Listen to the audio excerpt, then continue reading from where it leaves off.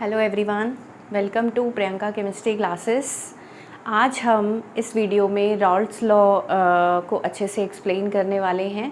इस वीडियो से पहले मैंने आपको 4 टर्म सिखाई थी लास्ट लेक्चर में। इससे एक छोटा सा पहले एक वीडियो है 9 मिनट्स का, तो आप इस वीडियो को देखने के इससे पहले वो वीडियो प्लीज़ देखें ताकि आपको रॉल्ड्स लॉ को समझना क्या हो जाए, ईजी हो जाए। ठीक है, तो हेडिंग लगाएं आज रॉल्ड्स लॉ। रॉल्ड्स लॉ, रॉल्ड्स नाम के जो साइंटिस्ट हैं उन्होंने जिस सॉल्यूशन पर बात की है वो है लिक्विड सॉल्यूशन। लिक्विड सॉल्यूशन भी कौन सा? Liquid in liquid. When solute is liquid, solvent is liquid, जो सॉल्यूशन बनेगा उस पे बात की है। यानी मैं अगर आपको एक एग्जांपल दूं कि इन्होंने किस पे बात की है, अगर हम इथेनॉल ले रहे हैं और उसको किस में डाल रहे हैं? वाटर में डाल रहे हैं। ठीक है, वाटर क्या है? सॉल्वेंट। इथेनॉल क्या है? सॉल्यूट। ठीक है, तो बनने वाला सॉल्यूशन क्या होगा? लिक्विड। यानी इन्होंने 2 वॉलेटाइल लिक्विड्स को मिला के एक सॉल्यूशन बनाया है और उसकी सॉल्युबिलिटी की बात की है। ठीक है, तो इसी को हम कंटिन्यू करते हैं। ये क्या बोलते हैं? इन्होंने बोला कि जब हम 2 वॉलेटाइल लिक्विड को मिक्स करते हैं तो उनकी जो वेपर बनती हैं, और मैंने आपको लास्ट वीडियो में बताया था कि जब 2 लिक्विड किसी सॉल्यूशन में प्रेजेंट होते हैं तो वो जो प्रेशर एक्सर्ट करते हैं उन्हें हम बोलते हैं partial pressure of particular components.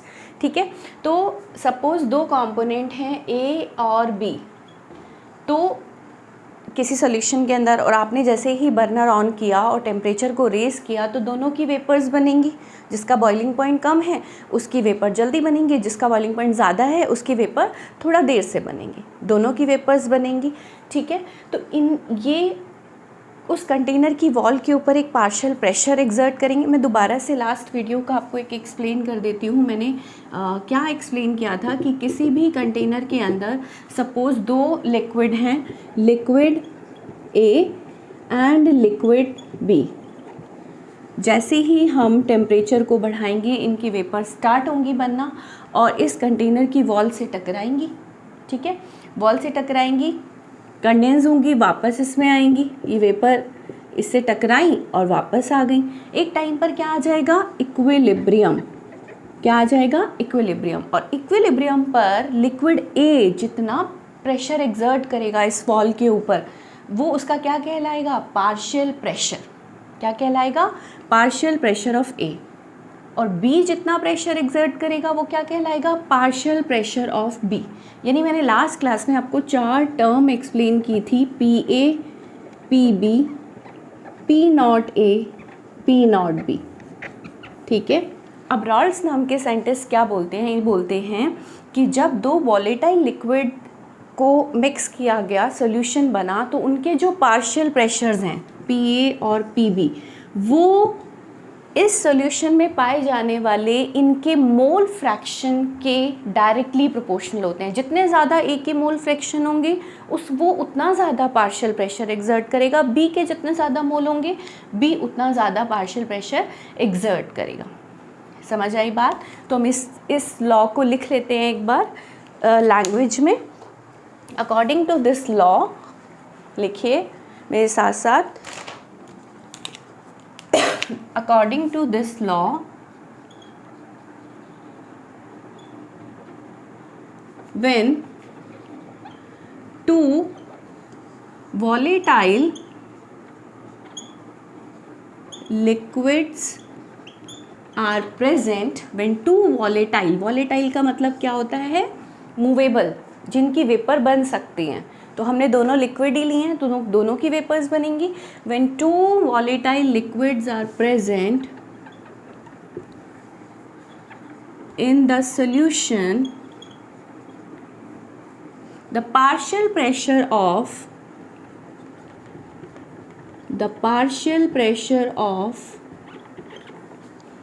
each component मतलब दोनों लिक्विड की बात कर रही हूँ मैं, each components are, the partial pressure of each components are directly proportional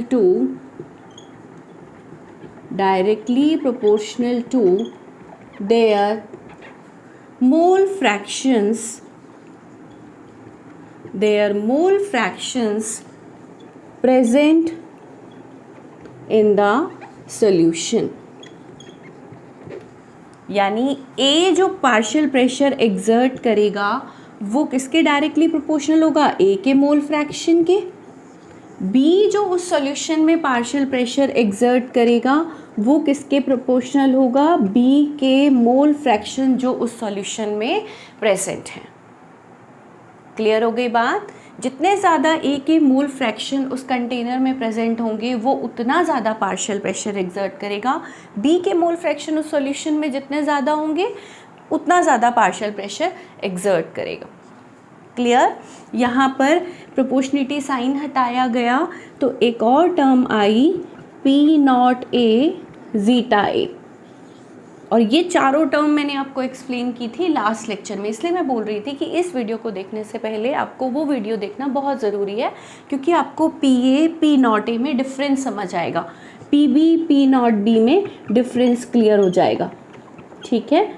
hair अब आपके पास चार टर्म है, मैं यहाँ चारों दोबारा लिख देती हूँ. यहाँ पर PA क्या है, partial vapour pressure of component या लिक्विड A. ठीक है. P0A क्या है, vapour pressure of pure liquid A, pure P0A. ठीक है.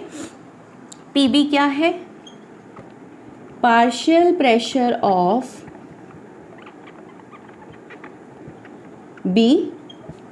P0B क्या है, vapour pressure of pure liquid B, pure liquid B. And zeta A and zeta B are the mole fractions of A and B respectively.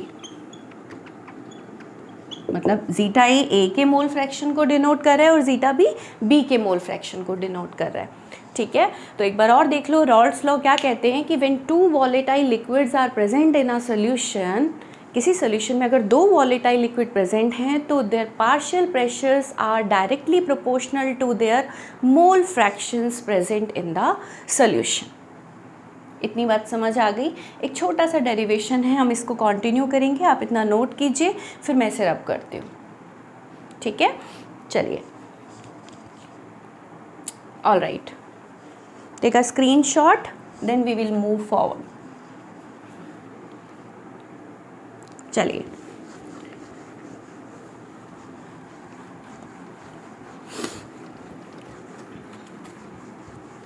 यानी मेरे पास दो term आ गई. A का partial pressure P0A dot zeta A के equal होता है, और B जो पार्शियल प्रेशर ऑफ B है वो P0B को अगर मैं B के मोल फ्रैक्शन से मल्टीप्लाई कर दूं तो उस सॉल्यूशन में जो टोटल सॉल्यूशन है उसमें B के पार्शियल प्रेशर आ जाएगा. ठीक है. अब एक डाल्टन नाम के साइंटिस्ट थे, वो क्या कहते हैं, अकॉर्डिंग टू डाल्टन वो कहते हैं कि किसी कंटेनर के अंदर जो टोटल प्रेशर होता है ना वो सारे कंपोनेंट्स के पार्शियल प्रेशर का सम होता है. ठीक है. The total pressure present in the solution is the sum of the partial pressure of each component.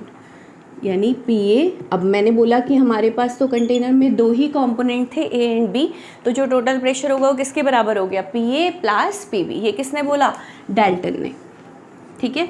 अब PA की जगह पे मैं क्या लिख दूँ, एक छोटा सा डेरिवेशन है, साथ साथ कर लीजिए. Total pressure is equal to P0A zeta A plus P0B zeta B. बस मैंने P और PB की वैल्यू यहाँ पर पुट कर दी, जो ये फॉर्मूला था इसका.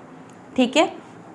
अब एक चीज़ समझिए, आपको पता है जितने भी कंपोनेंट किसी सॉल्यूशन में प्रेजेंट होते हैं उनके जो मोल फ्रैक्शंस होता है उसका सम हमेशा यूनिटी होता है. ये मैं आपको मोल फ्रैक्शन में ही समझा चुकी हूँ. ठीक है। अगर मुझे यहाँ पर ज़ीटा ए की टर्म को फिनिश करना है, हटाना है यहाँ से, तो मैं इसको ऐसा लिख सकती हूँ ज़ीटा ए की जगह 1 माइनस ज़ीटा बी। अगर मुझे ज़ीटा बी की टर्म को रिमूव करना होगा तो मैं 1 माइनस ज़ीटा ए कर दूँगी, ठीक है। तो अब इस वैल्यू को मैं कहाँ पुट कर रही हूँ, यहाँ पर। Put the value of zeta A here, zeta A 1 minus zeta B plus P naught B zeta B. Clear हो गया? क्या आ गया? P total, P T. Okay, इस ब्रैकेट को हटाते हैं यहाँ से, तो क्या होगा, पी नॉट ए, मैं मल्टीप्लाई कर रही हूँ अंदर, P naught A zeta B minus P naught B zeta B, P naught A zeta B plus P naught B zeta B. यहाँ तक क्लियर है? P total. अब क्या होगा, पी नॉट ए, इसमें से देखो, इसमें से और इसमें से ज़ीटा बी जो है वो कॉमन आ रहा है, ठीक है। तो मैं प्लस ज़ीटा बी ले लेती हूँ। क्या ले लिया मैंने? Plus zeta B. जब मैंने प्लस ज़ीटा बी लिया तो ये प्लस वाला है, तो मैं इसको ऐसे लिख सकती हूँ पी नॉट बी, यहाँ क्या बचेगा, माइनस पी नॉट ए। तो मेरे पास एक फॉर्मूला आ गया, जो टोटल प्रेशर है सोल्यूशन का वो किसके बराबर है, P naught A plus zeta B, P naught B minus P naught A. और आपको हर टर्म क्लियर है। Total pressure of the solution, A का प्योर का vapour pressure P naught A, zeta B क्या है, mole fraction of B, P naught B क्या है, vapour pressure of pure liquid B, vapour pressure of pure liquid A. अब कई बार आपसे ना न्यूमेरिकल में जैसे बी के मोल फ्रैक्शंस पूछ लिए, तो आप सारा कुछ डाटा आपको गिवन होगा, आप आसानी से इसको अंदर मल्टीप्लाई करें या जिस भी तरह से इसको इधर लेकर जाए, माइनस हो जाएगा, बाकी की ये जो वैल्यू है वो नीचे आ जाएगी। तो आप आसानी से क्या निकाल सकते हैं, मोल फ्रैक्शन ऑफ बी। तो ये फॉर्मूला आपको याद रखना है, ठीक है। तो रॉल्स लॉ, और अगर इससे रिलेटेड हम नेक्स्ट वीडियो में न्यूमेरिकल ज़रूर करेंगे इससे रिलेटेड, ठीक है। आज कॉन्सेप्ट समझ लेते हैं, नेक्स्ट वीडियो में हम इससे रिलेटेड न्यूमेरिकल कर लेंगे। क्लियर है? फटाफट से नोट करो, मैं दोबारा से एक बार एक्सप्लेन कर देती हूँ। यहाँ तक आपको समझा ही दिया था कि किसी भी कंपोनेंट का जो पार्शियल प्रेशर है वो अगर प्योर वेपर प्रेशर उस कंपोनेंट के मोल फ्रैक्शन से मल्टीप्लाई कर दे तो हमारे पास उस कंपोनेंट का पार्शियल प्रेशर आ जाएगा। टोटल जो प्रेशर होता है, डाल्टन नाम के साइंटिस्ट ने बताया कि वो सारे पार्शियल प्रेशर के सम के बराबर होता है। फिर हमने पी और पी बी की यहाँ पर फॉर्मूला ये पुट कर दिया, ज़ीटा ए की टर्म को फिनिश करके 1 माइनस ज़ीटा बी रखा, इस ब्रैकेट को सॉल्व किया और हमारे पास एक फॉर्मूला आ गया। क्लियर? इतना नोट करें। चलिए, इसके बाद हम एक ग्राफिकल रिप्रेजेंटेशन देख लेते हैं इसका, पार्शियल प्रेशर्स का। मैं एक ग्राफ प्लॉट कर रही हूँ वेपर प्रेशर और मोल फ्रैक्शन के बीच में, ध्यान से देखें। यहाँ पर ले रही हूँ मैं वेपर प्रेशर, यहाँ ले रही हूँ मोल फ्रैक्शंस, ठीक है। यहाँ पर मैं देख रही हूँ इस पॉइंट पर ए का मोल फ्रैक्शन बहुत सारा है। ए के दो कंपोनेंट है, दोनों का एक साथ डायग्राम ड्रॉ करते हैं। यहाँ पर ए के मोल फ्रैक्शन बहुत ज़्यादा है, बी के मोल फ्रैक्शन बिल्कुल नहीं है। इस वाले पॉइंट पर ए के मोल फ्रैक्शन बिल्कुल भी नहीं है, बी के मोल फ्रैक्शन सबसे ज़्यादा है। तो आप देखो, जब ए के मोल फ्रैक्शन ज़्यादा है, बी के मोल फ्रैक्शन नहीं है, तो किसकी वेपर बनेंगी, सिर्फ ए की वेपर बनेंगी। वेपर प्रेशर है ना ये यहाँ पर, तो यहाँ पर मैं इसको डिनोट कर रही हूँ पी नॉट ए। आपको पता है प्योर ए का वेपर प्रेशर, क्योंकि यहाँ पर बी के मोल फ्रैक्शन 0 हैं। क्लियर हो गई बात? यहाँ पर देखो ए के मोल फ्रैक्शन है नहीं, किसके मोल फ्रैक्शन है, बी के, और तो किसकी वेपर बनेंगी, सिर्फ बी की। मैं इसको किससे डिनोट कर रही हूँ, पी नॉट बी, बी का वेपर प्रेशर। क्लियर हो गया? देखो यहाँ आते आते ए के मोल फ्रैक्शन कम हो रहे हैं, यानी ये ग्राफ बिल्कुल डाउन जाएगा, यानी यहाँ पर ए के मोल फ्रैक्शन 0 है, यहाँ पर बढ़ते जा रहे हैं, तो वेपर प्रेशर भी क्या हो रहा है, ए का बढ़ता जा रहा है। Same for P naught B. यहाँ चले हम, यहाँ पर बी के मोल फ्रैक्शन 0 है, तो बी का जो पार्शियल प्रेशर है, वो बी का जो वेपर प्रेशर है प्योर वाले का, वो भी क्या है, 0 है। ठीक है, तो ये वाला जो ग्राफ है ये किसको डिनोट कर रहा है, P A, partial pressure of A, किसके बराबर है, P naught A zeta A. और ये वाला जो ग्राफ है किसको डिनोट कर रहा है, P partial pressure of B, P naught B zeta B.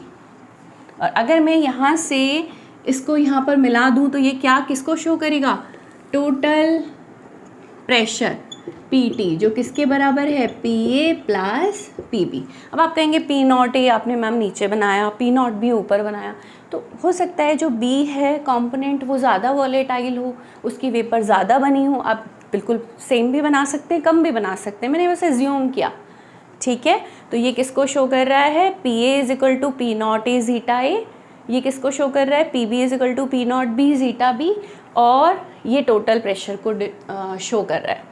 तो this is the graphical representation of partial pressures. Clear.